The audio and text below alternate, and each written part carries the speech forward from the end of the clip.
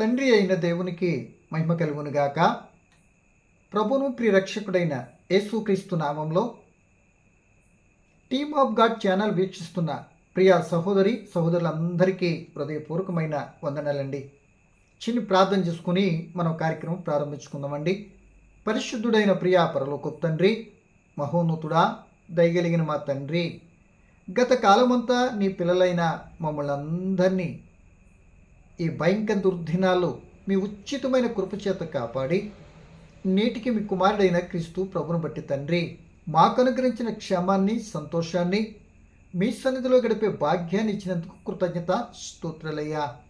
సమయంలో తండ్రి మీ కుమారుడైన క్రీస్తు ప్రభును ఎందుకు ఈ లోకానికి మీరు పంపించారో, ఎప్పుడు ఎలా పంపించాలని మీరు ఎప్పుడు నిర్ణయం తీసుకున్నారో ఆ అంశాన్ని బట్టి కొద్ది నిమిషాలు నేను ఆలోచించి సిద్ధపడుతున్న తండ్రి, మీ ఆత్మ సహాయం చేయండి. వినబోతున్న ప్రియులైన అందరూ ఆధ్యాత్మికంగా బలపడినట్లు వినిన బిడ్డలను దీవించుమని, యావత్ ఈ కార్యక్రమానికి మీ ఆత్మ తోడ్పాటు మాకు అందించి మీరు మహిమ పొందమని క్రీస్తు యేసు నామమున ప్రార్థన అడిగి వేడుకుంటున్నాను మా తండ్రి, ఆమేన్. మంచిదండి ప్రియ దేవుని పిల్లలారా, సమయంలో మరొక ప్రత్యేకమైన అంశాన్ని బట్టి కొద్ది నిమిషాలు ధ్యానపూర్వకంగా మనం ఆలోచించడానికైతే ప్రయత్నించేద్దామండి.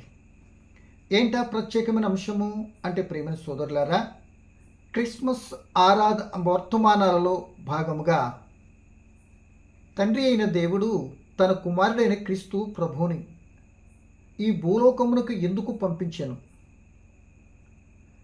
పంపించాలో ఎప్పుడు నిర్ణయం తీసుకున్నారు, ఎలా పంపించాలి, ఎందుకు పంపించాలి అనే అంశాలను బట్టి క్లుప్తముగా లేఖనానుసారంగా కొద్ది నిమిషాలు మనం ఆలోచించడానికైతే ప్రయత్నించేద్దామండి. బాగా గమనించండి ప్రియ దేవుని పిల్లలారా, ఈ చెప్పబడుతున్న మాటలను కొద్దిగా మనసు పెట్టి ఆలోచించేస్తే దీనినే దేవుని సంకల్పము అని కూడా మనం అనవచ్చు. సంకల్పంలో భాగాన్నే ఇప్పుడు నేను కూడా జ్ఞాపకం చేయడానికి ఇష్టపడుతున్నా కనుక ఆలోచనతో మనము శ్రద్ధగా వినడానికి ప్రయత్నించేద్దాం. చూడండి ప్రియమైన దేవుని పిల్లలారా, ఈ సంకల్పాన్నంతా కూడా ఎవరికి ఎవరు తెలియపరిచారు అనే విషయాన్ని మనము లేఖనాన్ని చదువుకొని ముందుకు వెళ్ళటానికైతే ప్రయత్నించేద్దామండి. దానికంటే ముందుగా ఈరోజు మనం ఏం చేద్దామంటే, దేవుడు తన కుమారుని ఎందుకు పంపించాడు అనే విషయాన్ని మాట్లాడుకుందాం. దేవుడు మరొక అవకాశం, రేపటికి అవకాశం ఇస్తే ఆ కుమారుడైన క్రీస్తు ప్రభు భూలోకానికి వచ్చిన తర్వాత ఆ తండ్రి సంకల్పాన్ని నెరవేర్పు భాగంలో ఆయన ఎందుకు వచ్చానని క్రీస్తు ప్రభు స్వయంగా చెప్పారు. ఆ మాటలు ఆలోచించిన ప్రయత్నించేద్దాం. తదుపరి ఆ క్రీస్తు ప్రభు పరలోకానికి వెళ్ళిపోయిన తర్వాత ఆయన ఏర్పాటు చేసుకున్న శిష్యులు అయినటువంటి వారు ఆ యేసు ప్రభువు భూలోకానికి ఎందుకు వచ్చారు అని వారు కూడా చక్కగా వివరించారు. ఆ విషయాలు పౌలు గారు కూడా చక్కగా తెలియపరిచారు. ఆ విషయాలు దేవుడి సమయం ఇస్తే రేపటి కాలంలో ధ్యానించుకుంటాను మనం సిద్ధపడదామండి. సో ఈరోజు మాత్రం మరలా చెప్తున్నాను, ఆ తండ్రి అయిన దేవుడు తన కుమారుడైన క్రీస్తుని ఈ భూలోకానికి ఎందుకు పంపించారు అనే విషయాన్ని క్లుప్తముగా ఆలోచించడానికైతే మనం ప్రయత్నించేద్దామండి. చూడండి ప్రియమైన దేవుని పిల్లలారా, ఎఫెసీ పత్రికలో అపోస్తలుడైన పౌలు గారు ఈ యొక్క ఆ దేవుని సంకల్పాన్ని గురించి స్పష్టంగా వ్రాసారండి. దానికి వివరణ ఏంటంటే,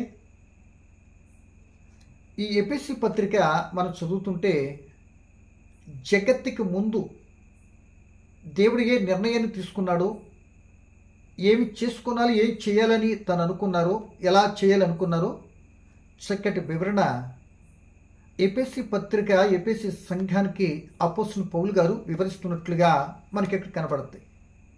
సో అంటే ఇక్కడ బాగా గమనించవలసిన విషయం ఏంటంటే, ప్రియమైన వాళ్ళరా, సృష్టికి పూర్వమే జగత్తుకు పునాది వేయబడక మునిపే ఆయన తీసుకున్న నిర్ణయం ఏంటి అంటే, ఇక్కడ చదవటానికి ముందు వివరిస్తున్నాను. దేవునికి పిల్లలు కావాలి అని తన మనసులో కోరిక, లేక ఆయన ఉద్దేశం, ఆ ఉద్దేశాన్ని నెరవేర్చుకోవటానికి ఎలా నెరవేర్చుకున్నాలని ఆ బా ఈ యొక్క ఈ భాగంలో మనకి జ్ఞాపకం చేస్తున్నాడు, వివరిస్తున్నాడండి. క్రీస్తు ద్వారా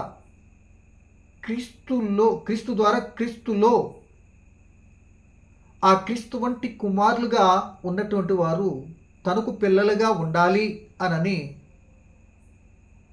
ఆ సంకల్పాన్ని దేవుడే ముందుగా నిర్ణయించుకొని తన గ్రంథంలో రాయించుకున్నారండి. కనుక ఆ సంకల్పానుసారంగా సమస్తం కూర్చి దేవుడు స్టెప్ బై స్టెప్ ఆ క్రీస్తు వంటి కుమారులు కావటానికి ఆ క్రీస్తు ప్రభువుల వారు ఎంత త్యాగం చేయాలో ఆయన శిలువ రక్తం ద్వారానే రావాలి అని నిర్ణయించుకున్న నిర్ణయాన్ని దేవుని లేఖనంలో మనం చూడబోతున్నాం. సో జగత్తుకి ముందు ఏం చేయాలనుకున్నాడో వివరిస్తుంది ఈ ఎఫెసీ పత్రిక మొదటి భాగంలో అధ్యాయంలో. ఇక సృష్టి ప్రారంభం నుండి ఏం జరిగిందో ఆ ప్రణాళిక ఎలా ప్రాసెస్లోకి వస్తుందో అనేది ఆది కాండం నుండి సృష్టింపబడిన విధానం మనకు కనబడుతుంది.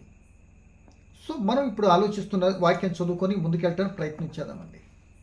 చూడండి ప్రియమైన దేవుని పిల్లలరా, మరి ఎఫెసీ పత్రిక మొదటి అధ్యాయము 3 నుండి 14 వరకు కూడా టోటల్గా దేవుని సంకల్పం అంతా కూడా ఈ భాగంలో ఇన్క్లూడ్ అయిపోయి ఉందండి.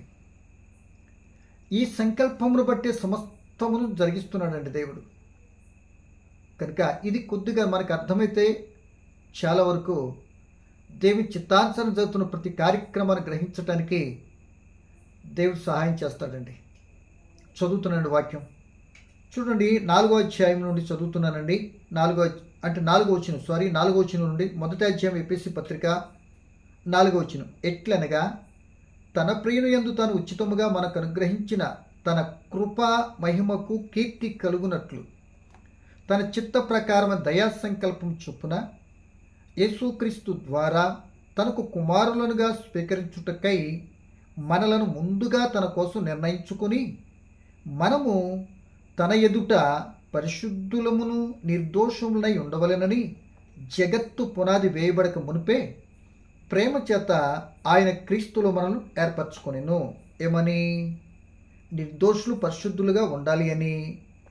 జగత్తుకు పునాది వేయబడక క్రితమే ప్రేమ చేత క్రీస్తు ద్వారా క్రీస్తులో మనల్ని ఏర్పాటు చేసుకున్నాడు. క్రీస్తు ద్వారా క్రీస్తులో మనలను ఏర్పాటు చేసుకున్నాడట. ఎప్పుడు మాట ఇది? జగత్తుకు మునిపే దేవుడు అనుకున్నాడు, దేవుడు నిర్ణయం తీసుకున్నాడు. కనుక ఆ సంకల్పం చొప్పున మరి దేవుడు క్రీస్తులో మనం ఏర్పాటు చేసుకున్నాడంట. ఎలా ఏర్పాటు చేసుకుని కొద్దిపాటి వివరణ కిందిస్తున్నాడు. దేవుని కృపా మహదైశ్వర్యమును బట్టి 7వ వచనం చదువుతున్నానండి. దేవుని కృపా మహదైశ్వర్యమును బట్టి ఆ ప్రియుని యందు ఆయన రక్తము వలన మనకు విమోచనమును, అనగా మన అపరాధమునకు క్షమాపణ మనకు కలిగి ఉన్నది. కాలము సంపూర్ణమైనప్పుడు జరగవలసిన ఏర్పాటును బట్టి ఆయన తన దయా సంకల్పము చొప్పున తన చిత్తమును కూర్చిన మర్మమును మనకు తెలియచేసి, అంటే ఇక్కడ పౌలు గారు చెప్తున్న మాట ఏంటంటే, ప్రియదేని పిల్లలరా, ఆ యొక్క క్రీస్తు కృపా మహదైశ్వర్యం బట్టి తన ప్రియుని యందు ఆయన రక్తములో మనకు విమోచనమును, మన అపరాధముల క్షమాపణ మనకు కలిగి ఉన్నది. ఆ కలిగి ఉండటానికి ఆ యొక్క కార్యం జరగటానికి కాలం సంపూర్ణమైనప్పుడు ఒక టైం నిర్ణయించారు. ఆ కాలం సంపూర్ణమైనప్పుడు ఆ క్రీస్తు ద్వారా క్రీస్తులో ఆ క్రీస్తు ఆ రక్తము ద్వారా ఏం చేశాడు? ఆ యొక్క ప్రజలు తన ఏర్పాటు క్రీస్తు ద్వారా ఏర్పాటు చేసుకున్న ప్రజలకు విమోచన కలిగచేసాడు. కలుగుద్దని ముందే దేవుడు ఏం చేశాడు? నిర్ణయించుకున్నాడు. ఆ నిర్ణయం ప్రకారమే సమస్తమును ఏమవుతుంది? సమకూడి జరిగిస్తున్నట్లుగా మనకు కనబడుతుంది. సో కనుక ఇప్పుడు ఈ విషయాన్ని సంకల్పము ఎవరికి తెలుసు అని అంటే, అపోస్తుడైనటువంటి పౌలు గారు ఇదిగో ఎఫెసీ సంఘానికి దేవుని సంకల్పం అంతా కూడా చెప్పినట్లుగా మనకు కనబడుతుంది. సంకల్పం అంతా కూడా ఎవరికి తెలుసు అని అంటే పౌలు గారికి తెలుసు అని స్పష్టంగా మనకు అర్థమవుతుంది. ఇప్పుడు దేవుని సంకల్పం మనకు అర్థం కావాలి అంటే ఇంకెవరెవరో నాకంత తెలిసింది, నాకు మర్మాలు తెలుసు, మర్మాలు చెప్తాను అని అన్నారంటే శుద్ధ తప్పు. సంకల్పం అంతటి మర్మమంతా కూడా పౌలు గారికి దేవుడు ప్రత్యక్షపరిచాడు, తెలియపరిచాడు. ఆ తెలియపరచబడినటువంటి ఆ యొక్క మర్మాన్ని అపోస్తులైనటువంటి పౌలు గారు ఎఫెసీ సంఘానికి వివరిస్తూ, ఇంకా ఆ యొక్క పత్రికల్లో ఆయన తెలుసుకున్న కాడి నుండి అంతా కూడా వివరించుకుంటూ వెళ్ళినట్లుగా మనం ఆయన రాసిన పత్రికలేంట్లో మనకు కనపడుతుంది. ఇప్పుడు నీకు నాకు ఆయన సంకల్పం అర్థం కావాలి అంటే ఎవరెవరో చెప్పిన మాట కాకుండా ఆ పౌలు గారు రాసిన పత్రికలన్నీ కూడా స్పష్టంగా చక్కగా మనసు పెట్టి చదివితే దేవుని ఆత్మ నీకు అర్థమయ్యేటట్టు ఆత్మ జ్ఞానాన్ని ఇచ్చి గ్రహించి ఆయన సంకల్పం ఏంటో తెలుసుకొని మన జీవితంలో సంకల్పానుసారంగా సమస్తం సమకూడి నా జీవితంలో కూడా జరుగుతాయి అని గ్రహించడానికి ఒక అవకాశం ఉంటుంది. సో సంకల్పం అంతా కూడా ఎపిసి సంఘానికే తెలియపరిచాడు అని అంటున్నారు కదా, దాని వివరణ ఎక్కడ ఉంది అని అంటే ఒక మాట మనం చదువుకుంటూ ప్రయత్నించాను. చూడండి, అపోస్తుల కార్యాలు 20వ అధ్యాయము 20వ వచనాన్ని నేను చదువుతున్నానండి. సంకల్పం తెలుసు, ఇదిగో మీకు నేను తెలియపరుస్తున్నాను అన్నాడు. ఆ సంకల్ప వివరణ పత్రికలో రాశాడు. చూడండి, అపోస్తున్నటువంటి పౌలు గారు మెలేతు నుండి, ఆ మెలేతులో ఉన్నప్పుడు అంటే అక్కడ నుండి యెరూషలేముకు వెళ్తున్నాడు. ఆ అక్కడ బంధించబడేటటువంటి పరిస్థితులు, బంధకాలన్నీ కూడా ఉందని పరిశుద్ధం చెప్తున్నాడు. ఆ మెలేతులో ఉన్నప్పుడు ఎఫెసు సంఘ పెద్దలను తన దగ్గర పిలిపించుకొని వారితో చెప్తున్న మాటలు ఇవి. ఏమని? 20వ అధ్యాయము 20వ వచనం. మరియు ప్రయోజనకరమైనది ఏదియూ దాచుకొనక బహిరంగముగాను ఇంటింటను మీకు తెలియచేయచ్చు, బోధించుచు దేవుని ఎదుట మారు మనసు పొంది మన ప్రభువైన యేసుక్రీస్తునందు విశ్వాసం ఉంచవలనని యూదులకును గ్రీస్ దేశస్థులకును ఎలాగూ సాక్ష్యం ఇచ్చుంటును మీకు తెలుసు. అంటే ప్రయోజనకరమైనది ఏదియో నేను దాచుకోలే, బహిరంగంగా చెప్పేశాను. మీకు ప్రయోజనకరమైనది ఏది దాచుకోలేదంటే ప్రయోజనకరమైనది ఏదియో నాకు దేవుడు బయలుపరిచాడు. ఆ ప్రయోజనం మీకు తెలియపరుస్తున్నాను. ఆ ప్రయోజనం మీరు స్వీకరించారా? మీరు ప్రయోజకులు మాట్లాడడానికి అవకాశం ఉంటుంది అన్నట్లుగా వివరించుకుంటూ వచ్చి ఏమంటున్నారంటే 27వ వచనం చదువుతున్నాను. దేవుని సంకల్పం అంతయు మీకు తెలుపకుండా నేనేమీ దాచుకోనలేదు. సంకల్పం అంతా కూడా నాకు తెలుసు, ఆ సంకల్పాన్ని అంతా కూడా మీకు తెలియపరిచేసాను అంటున్నాడు. అంటే ప్రేమ దేవుని పిల్లలారా, సంకల్పం అంతా కూడా తెలిసినట్టు పేతురు గారు నాకు తెలుసు ఎవరైనా అంటున్నారా? ఆలోచించదగ్గ విషయం. కరెక్ట్ కాదు. సంకల్పము వ్రాయబడిన దానిని చదువుకుని సంకల్పం గ్రహించి ఆ ప్రకారము బోధిస్తూ ముందుకు వెళ్ళాలి. కానీ క్రొత్తగా నాకంటూ బయలుపరిచాడు, నాకు మర్మం తెలిసిందంటే నీ పని మరమరాలే, నమ్మవసరం లేదు. అది ఇంకేమీ తెలియపరచాలని దేవుడు ఇంకేమి దాచాడని నీకు తెలియపరిచాడు మర్మము అని అనుకోనాలి అంటే స్వార్థంతోనూ జనాలు డిమ్మికొట్టడానికి చెప్తున్నామని గ్రహించండి. ఎలాగంటే ఒక గ్రంథంలో ఏదైనా కలిపినా తీసినా లెఫ్ట్ రైట్ అనే ముగించాడు కదా పుస్తకాన్ని, ఈ దైవ గ్రంథాన్ని. ఇంకా అలాప్పుడు నీకు తెలియపరచవలసిందేంటి? తెలియపరచబడవలసింది ఎంత కావాలో మనిషికి, ఏ కాలానికి ఎలా వివరించాలో ఆయా సందర్భాలను బట్టి ఆయా వ్యక్తులకైనా సంకల్పం అంతా కూడా వివరించుకుంటూనే వస్తున్నాడు. ఇంకా నీకు కొత్తగా చెప్పాల్సింది ఏం లేదు, అంతా రిటర్న్గా రాయబడింది. అది చదువుకొని దాని ప్రకారం నడిచి ఆయన చిత్తానుసారంగా సాగిపోతే పరలోక రాజ్యాన్ని అర్హుడుగా మనటానికి అవకాశం ఉంటుంది. ఏ క్షణం చనిపోయినా పరలోకం, నో ప్రాబ్లం. అంటే పరలోకం అంటే ఆయన వచ్చి క్రీస్తు ప్రభు వచ్చి తీసుకొని వెళ్తాడు. ఇప్పుడు అందరిలాగా చనిపోతే పరలోకం వచ్చేసింది అని నేను చెప్పట్లే. సో ఇది మనకు అర్థమైంది. కనుక నా ప్రియమైన దేవుని పిల్లలరా, ఈ విషయాన్ని ఇదిగో ఇక్కడ చెప్పబోతున్నాడు అపోస్తలుడైన పౌలు గారు ఈ ఎఫెసీ సంఘానికి. ఇదిగో ఆ సంకల్ప వివరణ మనకిచ్చాడు. కనుక ఇప్పుడు ఈ సంకల్పాన్ని జగత్తు పునాది వేయబడక క్రితమే మరి క్రీస్తు ద్వారా, క్రీస్తులో ఆయన రక్తం వలన విమోచనము, అపరాధాలు, పాపక్షమాపణ మనకి కలగాలి. కనుక ఆ సంకల్పాన్ని నెరవేర్చడానికి దేవుడు కాలము సంపూర్ణమైనప్పుడు తన కుమారుని పంపటానికి ఇష్టపడి ఆ కుమారుని స్త్రీ యందు పుట్టే విధానంలో ఆయన నిర్ణయం ప్రకారం ఈ లోకానికి పంపించాడు. ఈ మాటను కూడా పౌలు గారే చెప్తున్నారు. ఏమని? గలతీ పత్రికలో చూసినట్లయితే 4వ అధ్యాయం 4వ వచనంలో ఏమంటున్నాడంటే, అయితే కాలము పరిపూర్ణమైనప్పుడు దేవుడు తన కుమారుని పంపెను. ఆయన స్త్రీయందు పుట్టి మనం దత్తపుత్రము కావాలనని ధర్మశాస్త్రం లోబడి ఉన్న వారిని విమోచించుటకై ధర్మశాస్త్రంకు లోబడినవాడు ఆయను అని లేఖనం సెలవుస్తుంది. అంటే స్త్రీయందు పుట్టాడు. ఎప్పుడు? కాలం పరిపూర్ణమైనప్పుడు. స్త్రీయందు ఎందుకు పుట్టాలి? అప్పటికి జరుగుతున్నటువంటి ఒక మనిషి పుట్టుక జరుగుతున్న క్రమం ఏంటి అని అంటే, పురుషుడు స్త్రీ కలయిక ద్వారా సహజంగా బిడ్డలు పుడుతున్నారు. అది కూడా దేవుని కృప, గర్భఫలం ఇచ్చి బహుమానం. ఓకేనా? సో ఇప్పుడు మనకు కావాల్సింది స్త్రీ అందే పుడుతున్నాడు అంటే పురుషుని యొక్క సంబంధం లేదు. ఏమండి? పుడుతున్నాడు.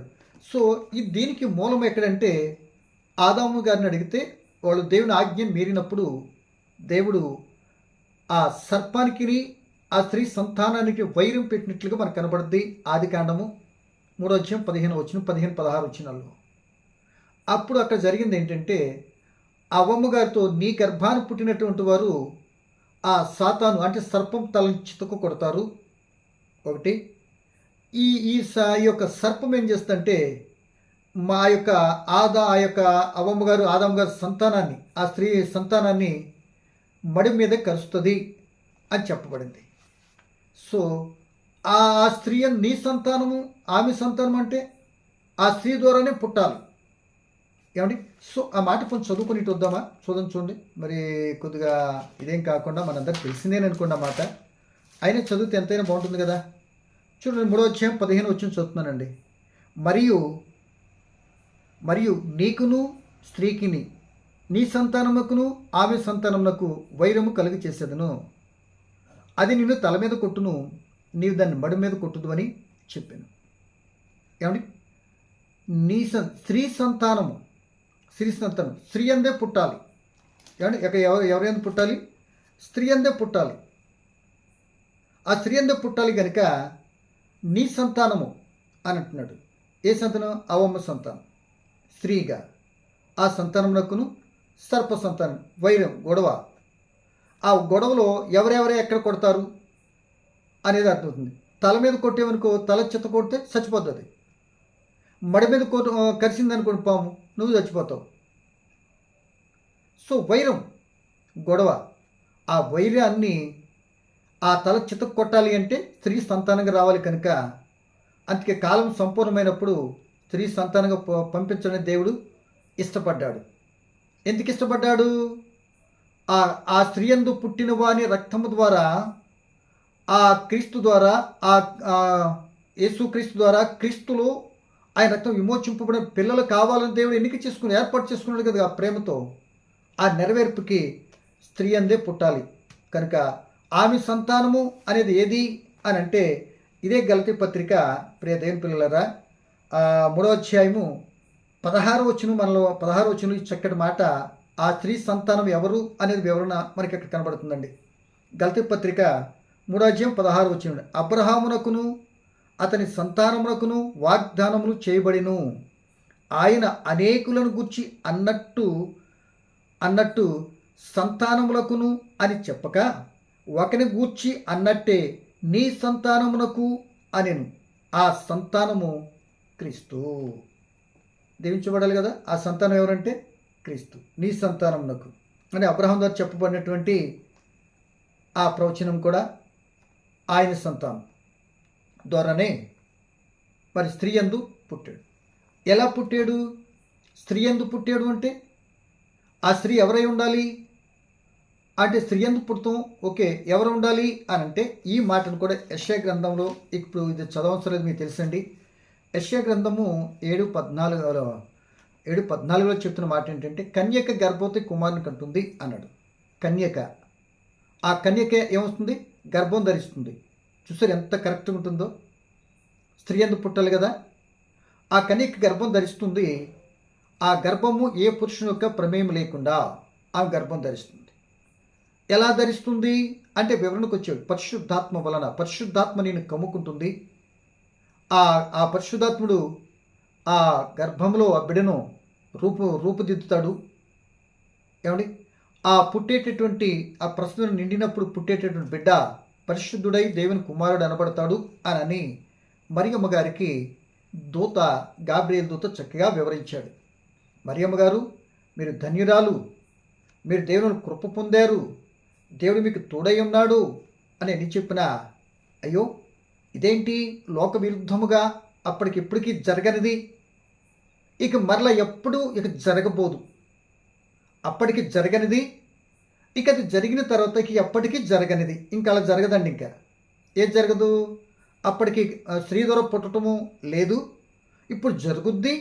ఇక తదుపరి ఈ స్త్రీ పురుషుడు కలయిక లేకుండా పుట్టేటట్టు అవకాశం ఇక లేదు అని అనటానికి ఓకే, అసలు ఒక న్యూ ప్రోగ్రామ్ స్టార్ట్ అవుతుంది అని కూడా మనం తీసుకొని వచ్చండి.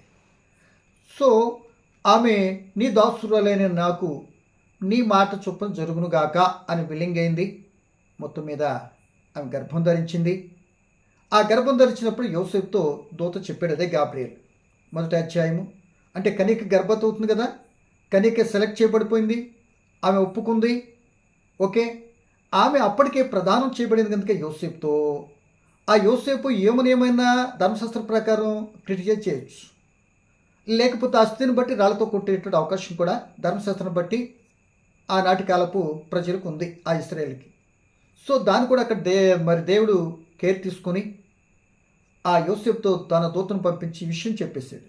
ఆమె పరిశుద్ధాత్మలను గర్భం ధరించింది, నువ్వేం కంగారు పడకు అని అనగానే ఆయన తన ముందున్న ఆలోచనలన్నీ కూడా మార్చేసుకొని, వదిలేదామనుకుని విడిచిపెట్టేదామనుకుని ఆలోచన మార్చుకొని ఆ దూత చెప్పిన మాటకి విధేయుడై చెప్తే ఆయనతో చెప్పాడు దూతేమని, ఆ యెషయా గ్రంథం 7:14 నెరవేర్పు, ఇదిగో మత్తయి సువార్త 1:21 నెరవేర్పు. ఆమె ఒక కుమారుని కంటుంది. ఏమండి, తన ప్రజల పాపములన్నిటి నుండి ఆయన ఏం చేస్తాడు, విమోచిస్తాడు లేకపోతే రక్షిస్తాడు అని చెప్పాడు గాబ్రియల్ దూత యోసేపుతో. So at the same time ఆయనకు పుట్టిన తర్వాత యేసు అని కూడా పేరు పెట్టేయి, అంటే యేసు అనగా రక్షకుడు అండి, కనుక అది గ్రీకు పదానికి అర్థం. కనుక ఆ మాటనే చెప్పేసి ఓకే అన్నట్టుగా గర్భం ధరించింది, కన్యక గర్భం వచ్చింది. మొత్తం మీద యెషయా గారు చెప్పిన ప్రవచనం అక్కడికి ఓకే. ఇప్పుడు ప్రసవించాలి కదా, ప్రసవించాలి. ఇప్పుడు ప్రసవించాలంటే కూడా ఒక ప్రవచనం చెప్పించాడు. అది ఈ కన్యక గర్భవతి అవుతాం క్రీస్తు ప్రభుకి పుట్టుకకు 700 సంవత్సరాల ముందే ఆ ప్రవచనం చెప్పబడింది. ఏమండి, ఇప్పుడు మీకా గ్రంథంలో 400 సంవత్సరాల దగ్గరలో ఆయన ఏం చేశాడంటే మరలా ఆ ఇశ్రాయేల్తో మరొక మా ప్రవచనం చెప్పించాడు. ఇది ఆ పుట్టబోయేటటువంటి శిశువు బెత్లెహేంలో పుట్టాలి అని చెప్పాడు. బెత్లెహేంలో పుట్టాలి అంటే ఇప్పుడు గర్భం ధరించిన మరియమ్మ మరి యోసేపులేమో గలిలయలోని నజరేతులో ఉన్నారు. నజరేతు నుండి ఎక్కడికి వెళ్ళాలి, యూదా బెత్లెహేంకి వెళ్ళాలి. మొత్తం మీద ప్రజా సంఖ్య రాయాలని ఆ యొక్క వార్త రావటం, వీళ్ళు మొత్తం మీద ఎక్కడికి వెళ్ళారు, యూదా బెత్లెహేంకి వెళ్ళారు. ఇది ఆ యొక్క మీకా 2:5 వచనంలో ఉంటున్న ప్రవచనము మత్తయి సువార్త 2వ అధ్యాయము 5వ వచనంలో నెరవేరుతుంది. అంటే 2:5 ఇక్కడైతే ఏమండి, 2:5 అయితే ప్రియదేని పిల్లల అక్కడ కూడా 2:5లో మనకు కనపడుతుంది.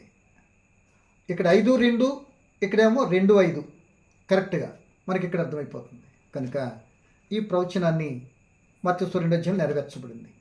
వాళ్ళు వెళ్ళారు, అక్కడ ప్రస్తుత దినాలు నిండినప్పుడు ప్రియదేని పిల్లలరా, ఆమె ప్రస్తుతం నిండినప్పుడు ఏం చేసింది, అక్కడ స్థలం ఎవరో ఎవరిని తెలుసు, మొత్తం మీద బిడ్డను ప్రసవించింది. అంటే చూడని అసహ్యంగా ఉంటాడని యెషయా ప్రవచనం చెప్పిన దానికి మనకు కరెక్ట్గా సరిపోద్దండి, ఎవరు పట్టించుకునలేదు. సో ఇక్కడ కూడా మనం పాఠం నేర్చుకోవచ్చు. దేవుని చిత్తాన్ని నువ్వు అనుసరిస్తున్నప్పుడు, నీతిగా యథార్థతగా నడుస్తున్నప్పుడు సహజంగా నేను ఎవరు పట్టించుకోరు. ఆహా భక్తుడండి అంటూ రకరకాలుగా నిందాపూర్వకంగాను నీ భక్తి భావాన్ని నుండి ఆ సరళతను తొలగించడానికి ఎన్నో ప్రయత్నాలు చేస్తారు, ఎంతో దోషం కూడా మాట్లాడుతుంటారు. కొద్ది గోపు పట్టు బ్రదర్ సిస్టర్, ఏం పర్వాలే, అంతిమ విషయం మాత్రం వారిదే. కనుక ఇక్కడ ఎవరు పట్టించుకొని కృంగిపోలేదు, మొత్తం మీద ప్రసవించారు. ఎవరికి చూపించాలో, ఆ గొర్రెల కాపులు ఎవరు చూపించాలో, ఎవరు చాటాలో తెలియపరిచాడు. సో మనకు కావాల్సింది ఆ తండ్రి అయిన దేవుడు తన కుమారుడి క్రీస్తు ద్వారా విమోచన కార్యం జరిగించడానికి ఎన్నుకున్నటువంటి క్రమాన్ని మనం నేర్చుకుంటున్నాం, ఆలోచిస్తున్నాం. సో కనుక ఆయన ఏం చేశాడంటే ఆ క్రీస్తు ప్రభులు వారు ముందు తండ్రి వద్దనే వాక్యమై ఉన్నాడు. ఆ వాక్యమే శరీరం ధరించి మరియమ్మ గర్భం ద్వారా ఈ లోకానికి వచ్చారు.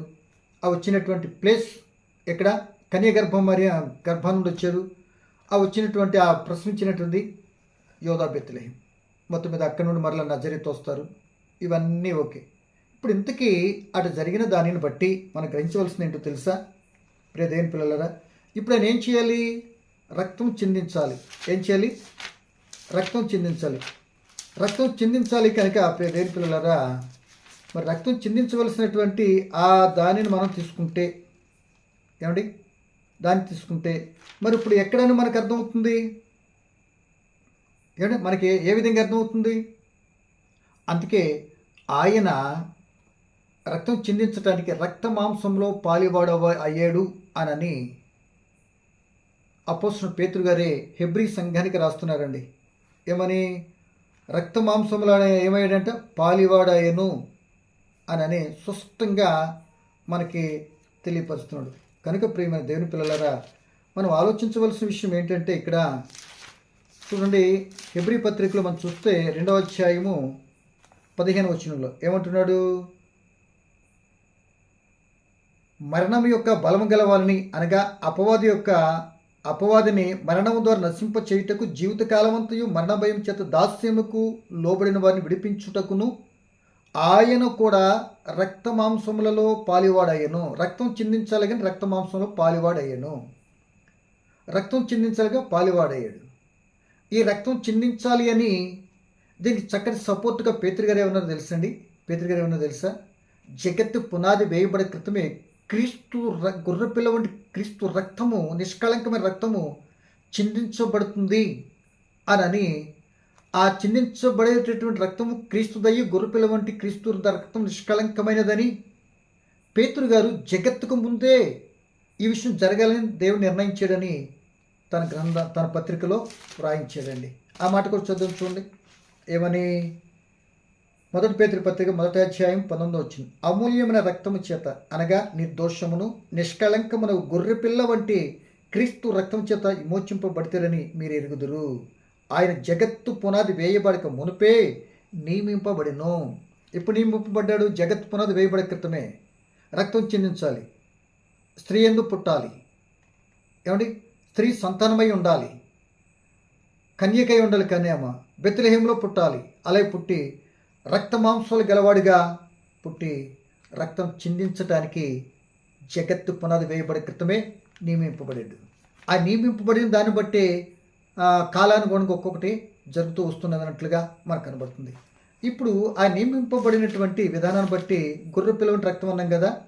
ఈ క్రీస్తు ప్రభుని వారిని యోహాను గారు ఏమన్నారో తెలుసండి? ఇదిగో లోక పాపములు మోసుకొని పోవు దేవుని గొర్రెపిల్ల. అంటే దేవునికి ఒక గొర్రెపిల్ల, ఆ గొర్రెపిల్ల క్రీస్తు.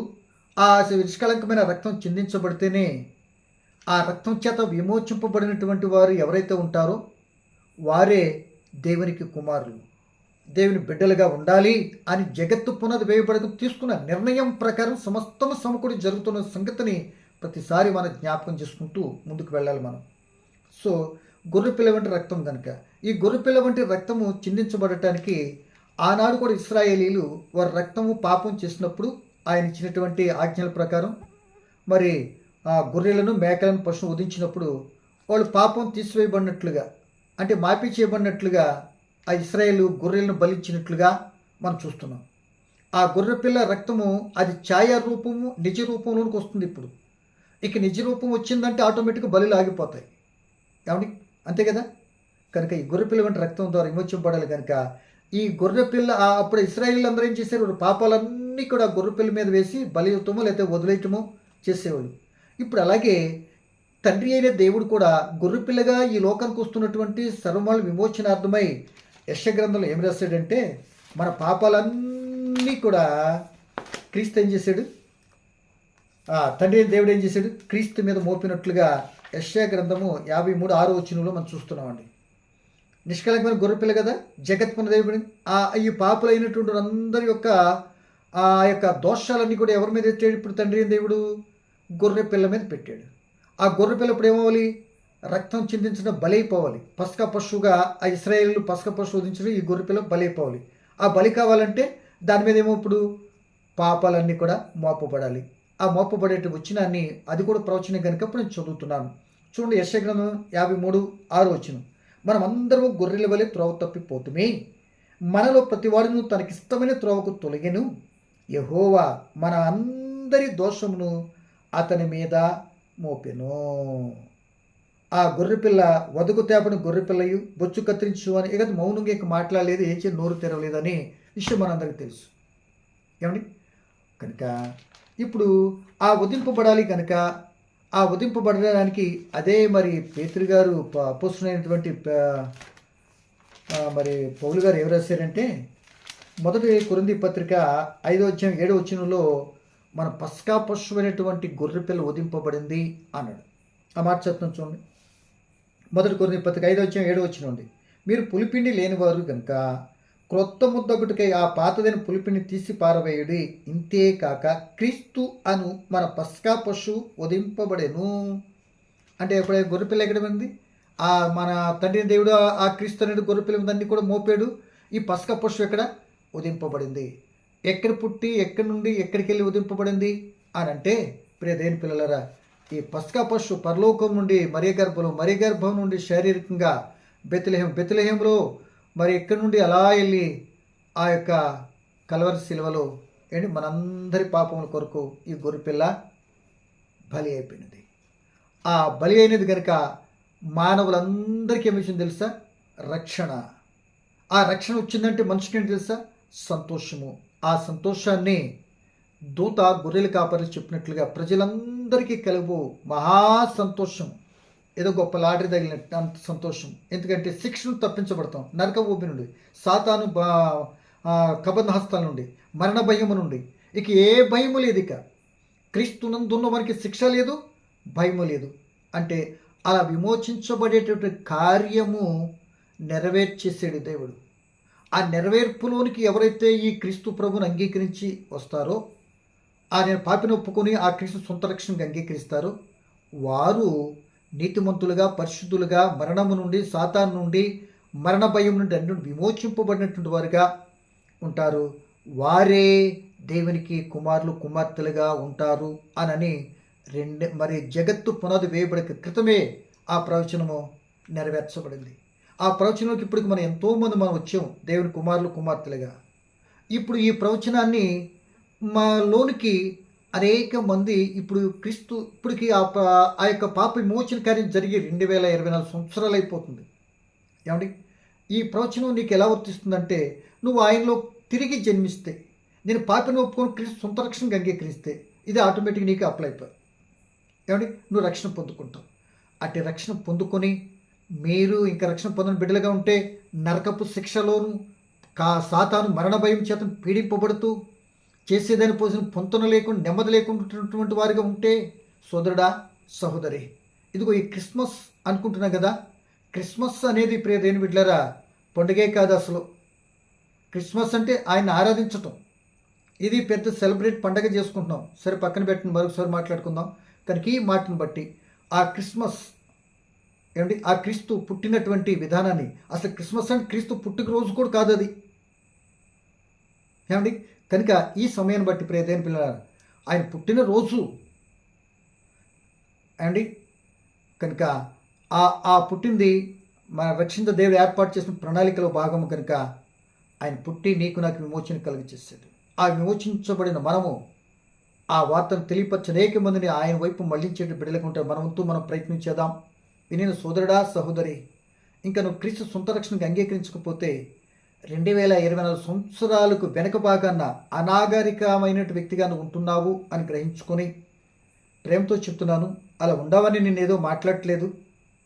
ఇంకా అటు స్వార్థ ప్రకటింపబడుతుంటే నీ స్థితిని కానకుండానే ఇంకా నీ చిత్తాన్ని నీ ఇష్టాన్ని సొంత ఇష్టం నెరవేర్చుకుంటే ఏదో ప్రమాదాన్ని తెచ్చిపెట్టేటటువంటి స్థితి ఉన్నది. కనుక మనం ఏమంత మంచివాళ్ళం కావం. కనుక ఎప్పటికైనా క్రీస్తు ప్రభుని ఈ సొంత రక్షణకు అంగీకరిస్తే, ఈ ప్రణాళికలోనికి నువ్వు వస్తే నీ బ్రతుకులో నెమ్మది, సంతోషము, రక్షణ, ఆనందం పొందుకుంటావు. అలా పొందుకునటానికే ఈ యొక్క సంతోషకరమైన దినాలుగా మనం జరుపుకుంటున్నాం. అటు సంతోషం దేవుడిని నీకు అనుగ్రహించని కోరుకుంటూ ఈ మాటలు ముగిస్తున్నాను. ప్రభు చిత్తమైతే మరొక విషయంతో రావడానికి ఇష్టపడదాం. పరిశుద్ధుడా పరమ తండ్రి, వినే బిడ్డలందరినీ దీవించండి. ఇంకా ఒకళ్ళు రక్షణ పొందలుగా బిడ్డలుగా ఉంటే మీకున్న క్రీస్తు ప్రభువును అంగీకరించి సంతోషం పొందుకుని కృప బిడ్డలకు ప్రసాదించండి. నీ చిత్తాన్ని జరిగిస్తున్న మేము కూడా నీకు ఇష్టకరంగా జీవిస్తూ సాగిపోయే భాగ్యాన్ని ఇమ్మని మరొకసారి కలుసుకుంటూ మీరు అంగీకరిస్తే అంతవరకు నీ కృపా కాపుదలు మాతో ఉంచి నడిపించమని క్రీస్తు యేసు నామమున ప్రార్థన అడిగి వేడుకుంటున్నాను మా తండ్రి. ఆమేన్.